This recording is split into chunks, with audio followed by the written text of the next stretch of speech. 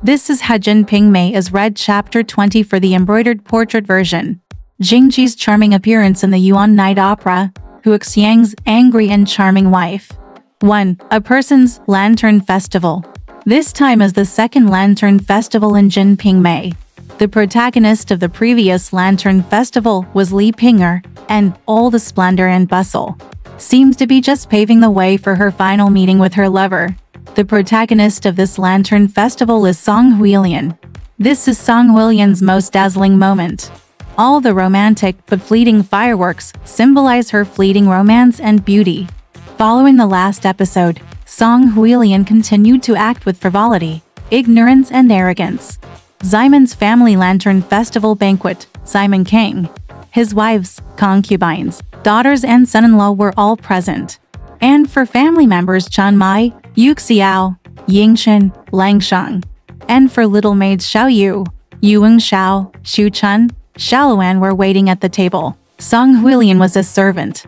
As it is often said in A Dream of Red Mansions, it was a place where sister-in-law could not go. But she actually sat alone on a chair end of the corridor, eating melon seeds in her mouth. The poem is in this part. There is a word not allowed to come up, but it was deleted in the embroidery version where appropriate. Song Huilian played the role of setter in the corridor. If someone wanted a drink from above, he would shout for it, and if he came late, he would yell and scold him. The peeled melon seeds were thrown on the floor, so she asked the painting boy to help her sweep the floor. The painting boy was somewhat unhappy, but after being scolded by Ximon King, he realized that this sister-in-law was no longer the sister-in-law he once was. But is sitting under the corridor just to scold the painter? Of course the author is not that simple.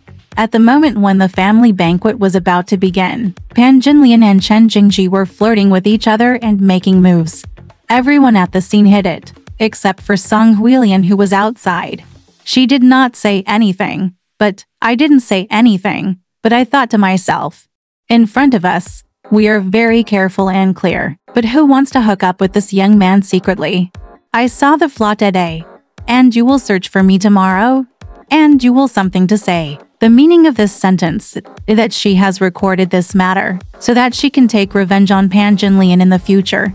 Obviously, this is a very powerful and even deadly weapon, but once the weapon is in hand, it depends on how it is used. Pan Jinlian also used to be a private servant of Qin Tong, but Li and Sun, who were the informants, had nothing to do with her. Because there was no conclusive evidence, Ximon King was unwilling to confirm his cuckold status. For Song Huilian, her current status and voice may be stronger than those of Li and Sun. So if she wants to bring down Pan Jinlian, the best thing is to wait for the opportunity to appear. However, what is both hilarious and embarrassing is that Song Huilian didn't even think about this. Her own words were finally explained by actions, which turned out to be competing with Pan Jinlian for Chen Jingji. Theoretically, it is impossible for Song Huilian to have a direct dialogue with Chen Jingji, but the Lantern Festival provides an opportunity for them to get together. What is walking disease? In ancient times, on the 15th or 16th night of the Lantern Festival, people should go out for a walk together to get rid of all kinds of diseases. Originally, women in ancient times rarely had the opportunity to go out and play, so the Lantern Festival was a rare opportunity to cure all kinds of illnesses. Last year, the Ximon family's wives and concubines visited Lion Street to pay homage to Li Pinger's birthday. This time they revisited their old place.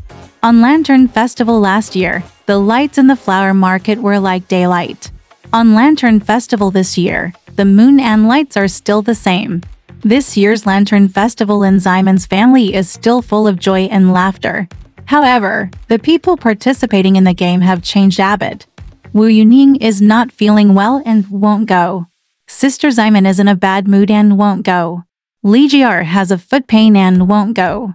Sun Zui would like to go, but seeing that Wu Yunyang is not going, she doesn't dare to go. As you can see, no one except the Garden Beauty gang went out. At the moment, 3 women were leading a group of men and women. 2 young men, Lion and Hua Tong, were following with a pair of gauze chandeliers. The son-in-law Chen Jingji was kicking the horse platform and setting off fireworks and cannons for the women to watch. Is this how to set off Song Hylian began to play tricks. She suddenly told Chen Jingji to wait. She wanted to go back to the house to catch up, just to put on makeup and fix her hair. Chen Jingji was surrounded by many mothers-in-law, so he said he would leave immediately. Unexpectedly, Song Hylian came up with a divine reply: "If you don't wait, I will annoy you for the rest of my life." What a romantic love story. They look too much like a pair of old lovers, and also like a pair of young children. However, they seem to have never had any contact or friendship. Is Song Hylian determined to seduce Chen Jingji?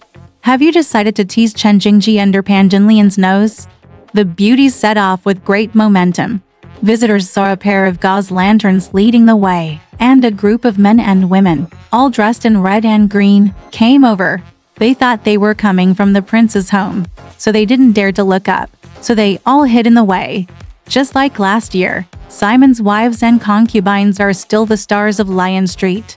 However, the Garden Beauty Gang has become a foil, and Song Hylian is the star among these stars. She asked Chen Jingji to show off once, and once when she asked Chen Jingji to show off, either deliberately throwing away the flowers on her head, or accidentally dropping her shoes. Meng Yulu couldn't stand it any longer and asked, "Why do I just see you losing your shoes?" Well, Song Hylian waited for a long time, and finally someone was willing to ask this question. She finally waited for the peak moment of her life. She proudly showed her strongest strength to the Garden Beauty Gang. Her feet were smaller than Pan Jinlian's, and she actually put Pan Jinlian's shoes on outside her own shoes. Seeing all this, Meng Yulu quietly said no words. I guess the smart Meng Yulu has figured everything out. Why did Song Hylian shout so loudly at the family banquet? Why should Song Hylian borrow shoes from Pan Jinlian? Why did Song Hylian wear Pan Jinlian's shoes? Because she thought her shoes were stepping on the mud on the ground? Isn't the place that I used to say, "What do you want to say to my wife now?" She said nothing. Will Pan Jinlian give up after being humiliated in front of everyone? And that silent eldest sister, the eldest sister who accepted Simon King's transfer arrangement, does she know about this? Is she also waiting for Pan Jinlian? Meng Yulu could clearly smell the smell of war in the sky. She was waiting for Song Hylian to continue to expand, and for Pan Jinlian's painful blow. However, the heartless Song Hylian was unaware of all this. She was still immersed in the pride of her master's pet and the joy of the Lantern Festival. The love words she said to Chen Jingji that she would be annoyed for the rest of her life, without waiting, were a bit like a prophecy. For this night of waiting, she really paid the price of her lifetime. 2. The War on the Stove. In the second half of this chapter, Song Hylian and Hu Xiang had a war. Hu Xiang is Lai Bao's wife. We remember that when we went to Tokyo last time, Lai Bao and Lai Wang went together, but it was mainly Lai Bao who did the talking. Obviously, if the servants of the Simon family were sorted, Lai Bao was the first, and Lai Bao was the first. The most prosperous is the second place. In other words, theoretically Hu Xiang's status should be higher than Song Hylian's. However, Song Hylian is no longer the sister-in-law she was before. Hu Xiang knew this but faced the difficulties, inevitably suffering immediate losses. This is how the war happened. A guest came to Simon's house, and Simon King wanted to entertain the guest and offer him tea. The work was naturally assigned. Ping'an went to the main room to ask for tea, but Xiaoyu and Yuxiao were having fun and ignored them. Song Hylian pushed the work away, saying that they only wanted tea in Wu Yumian's room, and asked for tea from other places to the kitchen for the stove. Hu Xiang was working on the stove in the kitchen. At this time, the work she was doing was Wu Dejinzi's vegetarian dishes, which meant that she was making vegetarian dishes for Wu Yunyang's sister-in-law. Therefore, she refused to make tea, and she was extremely dissatisfied with Song Hylian's so-called sex on the stove. Firstly, Song Hylian was also a student, and secondly, Song Hylian now climbed up the high branches by committing adultery with her master. Back and forth, passive and slow in work, the tea was cold when it was brought out. If you miss Simon King's business, will you be beaten? Fortunately, Hu Xiang was doing Wu Yunyang's private work, so Wu Yunyang protected him and only received a few scoldings. It is difficult for an upright official to deal with household chores. No one can tell whether the family's large kitchen or Wu Yunyang's small kitchen should be responsible for the tea in the living room. So Wu Yunyang made a rule for this. From now on, Yu Xiao and Song Huilian will be responsible for this kind of tea. This is probably because they have less time to cook on the stove in the big kitchen and are more flexible in emergencies. Therefore, we can conclude from this that Song Huilian was in the wrong in this matter. But after all, Song Huilian and Yu Xiao were both from Wu Yunyang's room, and they did not receive any scolding. Hu Xiang was extremely unbalanced about this and looked for an opportunity to challenge Song Huilian to a duel. The two exchanged insults at each other.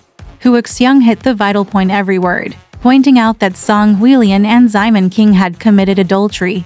You can't take it seriously, let alone the people below. Song Huilian stood on the high ground and showed no sign of weakness.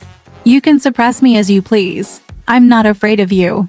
Without quoting too much, if we look closely at the text, we will find the fact that the logic and tone of Hu Xiang's speech are very similar to Sun Zui's Chunmei's quarrel.